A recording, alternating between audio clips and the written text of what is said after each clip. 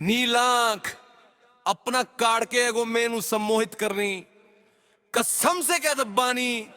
hot dress में बम लग दी मैनू चमकदार होंठ उफा चाल बेबी लग दी हत्यारा ओ हाँ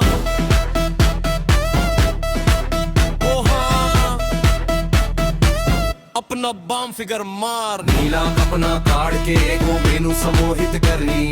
कसम से कहरत बानी रेस में बम खत्म हो गए बम खत्म हो गए बम खत्म हो गए बम खत्म हो गए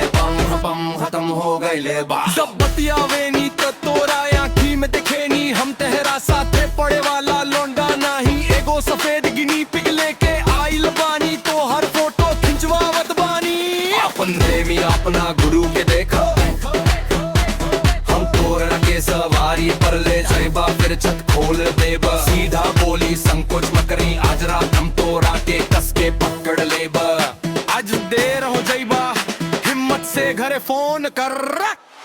हमनी के पहले घरे जाए के चाहिए कि क्लब में ना हमार मतलब घर के क्लब से बा हम एगो बयोर ले ले बा एगो दहीना क्लब में हल्ला मच जाए बेबी घर में तकिया के झगड़ा एगो बयोर ले ले बा एगो दहीना क्लब में हल्ला मच जाए बेबी घर में तकिया के झगड़ा